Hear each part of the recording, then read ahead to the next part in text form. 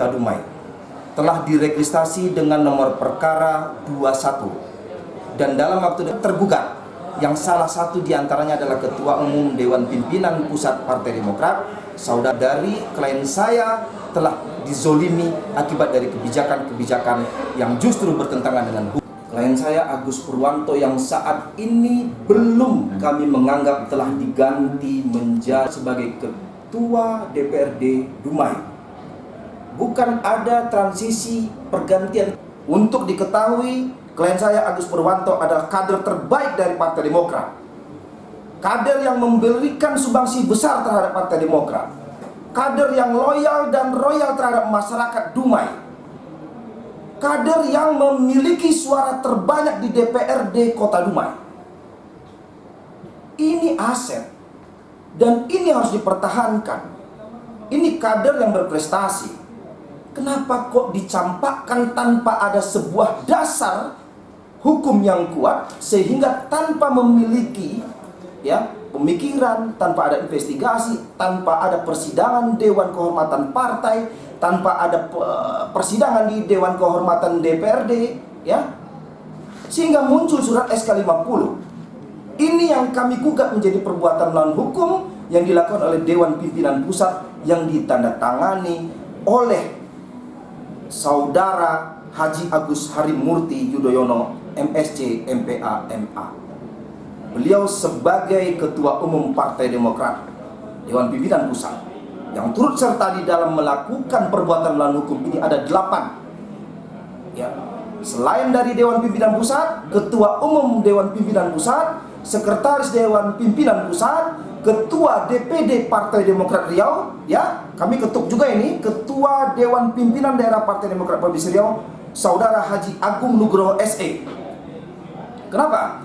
Turunan dari munculnya SK 50 yang diterbitkan oleh DPP Partai Demokrat berimbas juga kepada surat turunan dari DPD Partai Demokrat Riau, turunan dari surat DPC Partai Demokrat Kota Dumai, sehingga Ketua DPC Partai Demokrat Dumai yang saat ini adalah sebagai PLT juga menjadi tergugat, ini posisinya sebagai tergugat 8, dan kami minta kepada Saudara Prapto Sucahyono harus tahu diri. Kenapa?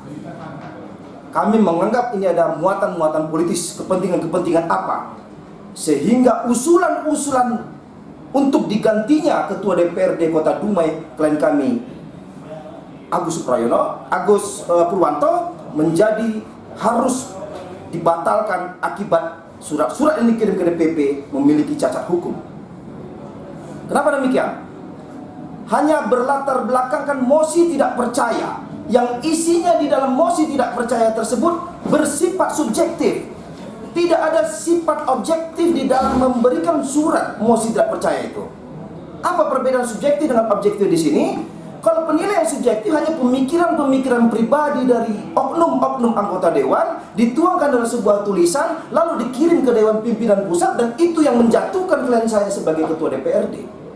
Penilaian-penilaian subjektif ini tidak bisa dipertanggungjawabkan, secara kedudukan hukumnya nol. Kenapa? Kalau ada penilaian objektif, bisa saja itu menjadi sebuah penilaian agar DPP menerbitkan pemberhentian klien kami. Apakah itu penilaian objektifnya?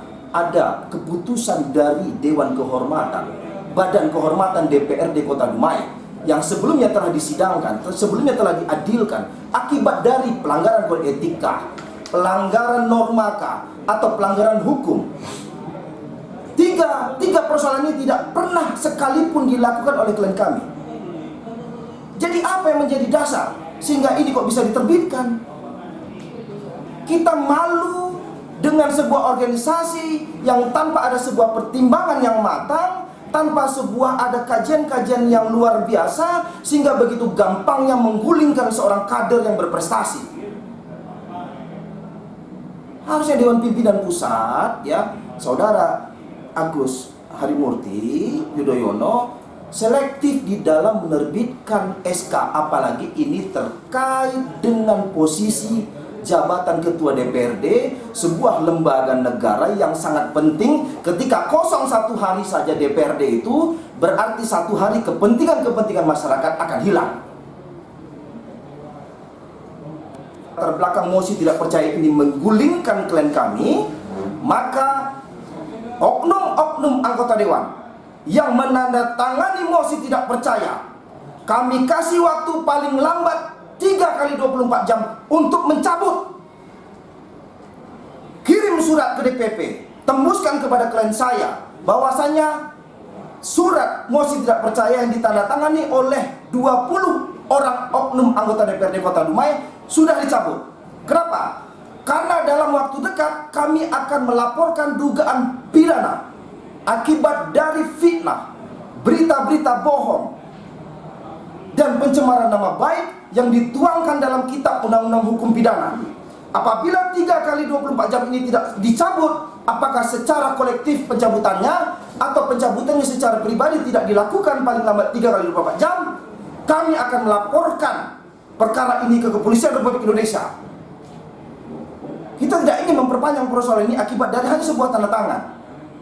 Segera cabut, tembuskan kepada klien saya yang saat ini masih menjadi ketua DPRD Kota Dumai. Kalau tidak, mohon maaf, dengan sangat berat hati kami akan menempuh upaya hukum yang lebih tinggi.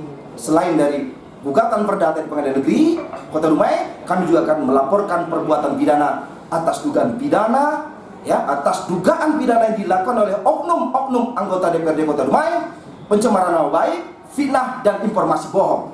Siapa saja yang memberikan informasi bohong secara tertulis, membujuk rayu, dengan cara menyuruh beberapa orang, 1 atau 2 atau lebih, dan ini disampaikan kepada penguasa, itu nanti bisa diancam pidana yang seperti diatur dalam pasal 317 Kitab Undang-Undang Hukum Pidana, ada sanksi diancam pidana 4 tahun. Kita tidak ingin ada 9 tergugat. Dan mudah-mudahan dalam waktu dekat akan dipanggil oleh Pengadilan Negeri untuk disidangkan di mediasi. Di sana ada peluang untuk kita berdamai. Di sana ada peluang kita untuk bisa bermediasi, mencari solusi yang terbaik untuk Kota Dumai. Bukan untuk pribadi, bukan untuk kepentingan partai, bukan untuk kelompok orang, tidak. Masih ada kesempatan 3 kali 24 jam kepada oknum-oknum anggota DPRD Kota Dumai mencabut mosi tidak percaya, yang secara otomatis ketika dicabut SK 50 juga harus dicabut. Kenapa? Karena itu merupakan konsideran atau latar belakang diterbitkannya SK 50 yang menjadi sebuah dasar pada saat sidang paripurna hari Selasa tanggal 11, ada pengumuman dari Sekretaris Dewan melalui pimpinan DPRD Kota Dumai bahwasanya ada perencanaan untuk pergantian ketua DPRD Kota Dumai dari klien saya Agus Purwanto kepada saudara Suprianto.